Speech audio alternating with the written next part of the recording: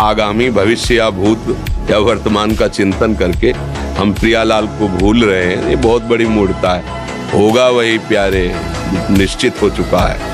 अब उस निश्चय को अगर कोई टाल सकता है तो एक महान शक्ति है राधा। उपासक को जिसे ब्रह्मचर्य रहना है, 2 समय भोजन हल्का या 1 बार भरपेट 24 घंटे में पर्याप्त है ब्रह्मचारी के लिए। 2 बार तो हल्का, केवल 2 ही समय भोजन करे। पहला भोजन का समय 10 बजे से लेकर 1 बजे के बीच में, दूसरा संध्या होने के बाद 8 बजे तक, इसके बाद नहीं। अगर इसके बाद आप पाते हैं तो आपकी दिनचर्या में फर्क पड़ेगा, वो आपके कई दोष प्रकट करने। देखो, जीवन को यदि आप मंगलमय प्रकाशशील बनाना चाहते हैं तो महापुरुषों के वचन मानने पड़ेंगे। विचलित नहीं होना। माया आपको परास्त करने के लिए नाना प्रकार के द्वंद्व सामने भेजेगी, हमें परास्त नहीं होना। इस मार्ग में परास्त होना नहीं है। असावधानी के कारण हो सकता है फिसल जाए, हो सकता है हम ठोकर खा के गिर जाए, लेकिन हमें परास्त नहीं होना। पहले आप निश्चय कर लीजिए कि मुझे इस मार्ग में परास्त नहीं होना।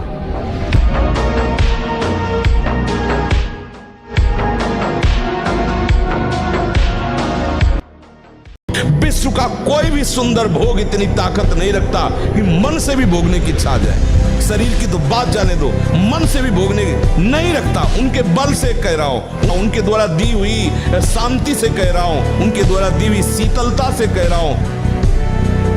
जिस समय भगवान कश्यप जी ने ब्रह्मचर्य धारण करके और विनता और कद्रुप है, तो विनता से गरुण भगवान पैदा हुए, अरुण भगवान पैदा हुए। 2 पुत्र, जो अरुण जी सूर्य के सारथी और गरुण जी हरि के वाहन, और कद्रु से भगवान शेष जी पैदा हुए, वासुकी जी पैदा हुए। ये देखो ब्रह्मचर्य का चमत्कार।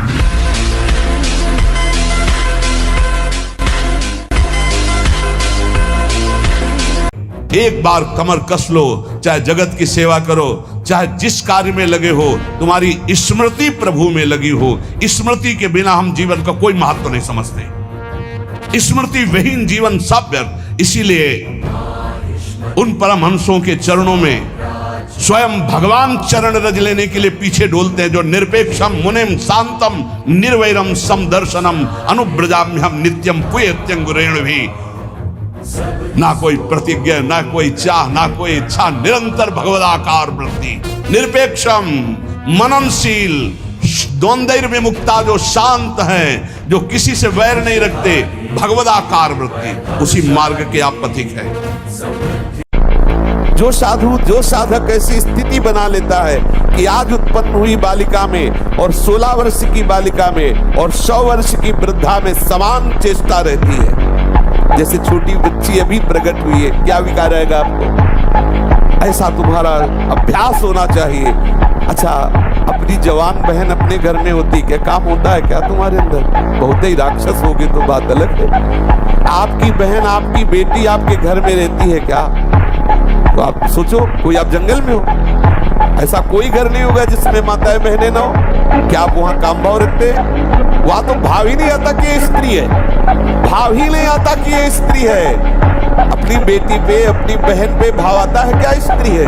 नहीं, वो तो मेरा बच्चा है, मेरा ऐसा भाव आता है। एक सांसारिक भाव निष्काम बना करके आपको वहां रख सकते हैं। वीरपात करने वाले के मसूड़े में फूलना, मुख से दुर्गंध आना, शरीर का पसीना दुर्गंध युक्त होना। वीरवान के यहाँ से दुर्गंध नहीं आ सकती। जो वीरवान अर्थात जो ब्रह्मचारी है, उसके यहाँ से दुर्गंध, उसके मुख से दुर्गंध नहीं आएगी, भले कुल्ला करे या ना करे। शास्त्रों ने तो जगदम्बा कहा है, शास्त्रों ने तो माँ कहा है इनको, जननी सम जानो पर नारी। कहाँ जगत की जो वार्ता है वो कहाँ शास्त्र के विरुद्ध पहुंच रही? शास्त्र उसको कह रहा है जो माताओं बहनों को गलत दृष्टि से देख रहा है कि नरक, ये तुम्हारे नरक का हेतु बनेगा जो तुम देख रहे हो स्त्री को काम भाव से। ये ब्रह्मचर्य पूर्ण जीवन के लिए अमृत पद है, चाहे गृहस्थी में हो, चाहे व्यापारी हो, चाहे किसान हो, चाहे और विरक्त मार्ग का तो यही मुख्य ऐसा आधार है जिसके ऊपर वो विविध प्रकार की दैवी संपदा का अनुभव करता है। मन बाधा उत्पन्न नहीं करता है, मन को हमने वो पकड़ाया है, वही हमारे सामने पेश करता है। जो चीज विषय हमने नहीं भोगा वो मन हमारे सामने नहीं प्रस्तुत करता। हमने गंदी बातें पकड़ाई है, गंदा चिंतन करवाया है मन से, तो वही वो बातें पकड़े हुए हैं। अब आप सत्य चिंतन की तरफ जाओगे तो जो पहला उसे डिलीट करना होगा ना, ये जो नाम है, ये जो मंत्र है, ये उसको डिलीट करता है। मन वहां जाता है जहां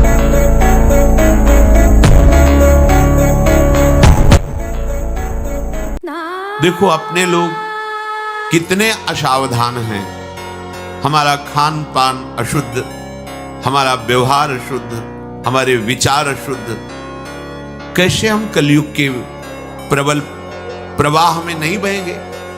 कलयुग का प्रवाह है व्यभिचार करना, मदिरा पीना, हिंसा करना, जुआ खेलना, छल कपट चोरी, ये इसका प्रवाह है, बहा देता है इसमें।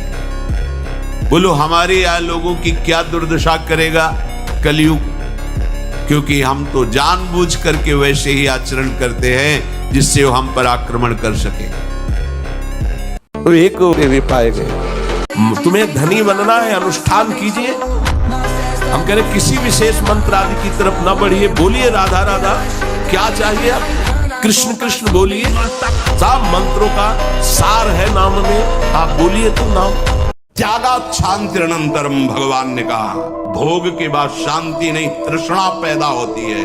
वो कामना का भोग किया इसलिए शांत लगता है, फिर उसके बाद जो उसकी तृष्णा पैदा होगी वो तांडव देख रहे उस तृष्णा का पशुवत आचरण।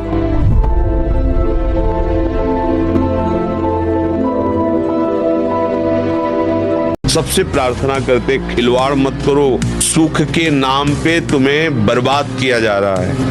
ब्रह्मचर्य रह जाता है, शरीर भले रोग से ग्रसित हो तो विचार शक्ति इतनी बलवान होती है कि शरीर शक्ति के हीन होने पर भी वो प्रसन्न रहता है। खास बात होती है विचार शक्ति, और वो तभी संचय होती है जब ब्रह्मचर्य होता है। ब्रह्मचर्य बहुत बड़ा वरदान है।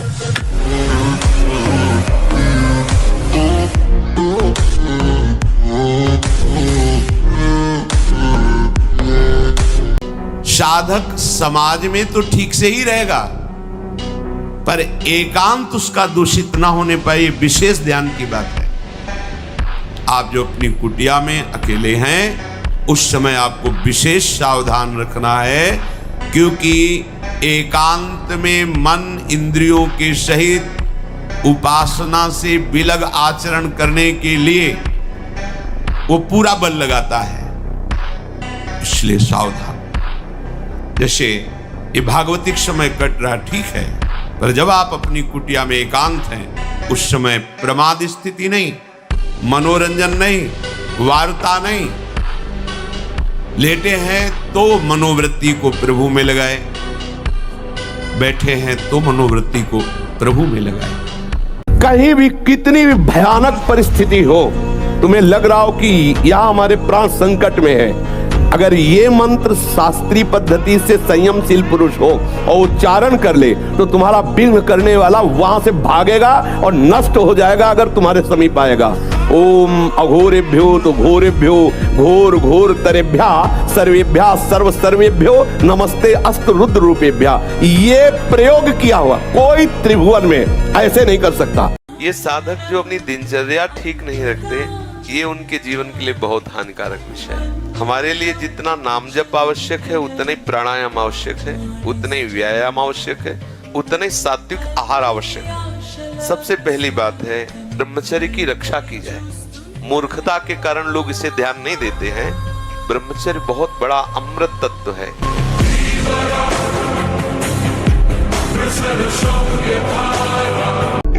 आप ऐसे भाव से युक्त हो जाए कि आज की प्रकट हुई बच्ची, 16 वर्ष की जवान बच्ची, 100 वर्ष की वृद्धा, तीनों में समान भाव हो। अर्थात ऐसी स्थिति प्राप्त होने पर आपके अंदर काम चेष्टा न हो, ऐसी स्थिति हो, ऐसी स्थिति बनाओ, ऐसा भाव धारण करो। होता है ये कुछ दिन की लड़ाई है, अगर लड़ गए पार हो गए तो स्फुरना ही बंद हो जाती है। ऐसा थोड़ी कि जीवन भर जल, और अगर नहीं पार हुए तो 90-95 वर्ष की अवस्था में भी इंद्रिया काम नहीं करती पर चेष्टा होती है। ये अनुभव की बात है, हमने बात की है। अभी तो हम कह रहे हैं आज के जो बच्चे हैं ना, ब्रह्मचर्य का नाश करते हैं, स्मृतिहीन हो रहे हैं। अब डर लगता है परीक्षा से, परीक्षा ऐसे फेल हम कैसे हो जाएंगे? अगर हमसे चूक हुई है और हम फेल हो जाते हैं तो बर्दाश्त है, अगली बार हम फिर और पढ़ाई पढ़ेंगे, अगली बार हम और हिम्मत करेंगे। हम भगवान के अंश से हारने वाले नहीं हैं। जो भोगी पुरुष होता पास से निकल जाए तो दुर्गंध निकलेगी, और जो ब्रह्मचारी होगा तो उसके शरीर में सौरभ होगी। ब्रह्मचारी का एक एक रोम तेज से युक्त होने लगता है, चेहरे पर हर समय प्रफुल्लता, मुस्कान, उसका हृदय नंदन वन हो जाता है, आनंदवन, बिना किसी कारण की प्रसन्नता बनी रहती है। और इंद्रियां और मन मिलकर आपको इतने गुलाम बनाए हुए, जिधर दिखवाना चाहे, जो सुनवाना चाहे, सब कुछ करने के लिए तुम तैयार हो। इसी को मिटाने के लिए, तुम्हारी गुलामी को मिटाने के लिए अध्यात्म गरज रहा है। अगर उसकी बात समझ गए तो ये सब तुम्हारे गुलाम हो जाएंगे। क्या मुर्दे जैसा जीवन, जो इंद्री जैसा चाहे वैसा डाउन कर दे, जैसा चाहे वो हमें शोक दे दे, दुख दे। थोड़ा सा साहसी बनो, तुम भगवान के अंश हो, तुम कुछ भी कर सकते हो, कुछ भी। बुरा से बुरा, भला से भी भला। तो बुरा का परिणाम बुरा होता है, भला का परिणाम बड़ा होता है। आगे बढ़ो। अब मन जिस विचार में फंसा देता है, बिना मतलब फंसाए, कोई भय नहीं, वो भय दे रहा है। कोई शोक का कारण नहीं, वो शोक दे रहा है। चिंता उसी से आती है, उसी से। आप 1 साल ब्रह्मचर्य रहकर देखिए, नमक रोटी खाइए आप, और आपसे अगर कोई हाथ मिला ले तो उनसे बात कर। 1 साल केवल आप ब्रह्मचर्य रहिए, व्यायाम संयम से रहिए, आपसे कोई हाथ मिला ले तो बताओ, चाहे टेढ़ा को आप उठा के पटक देंगे, क्योंकि ब्रह्मचर्य का बल।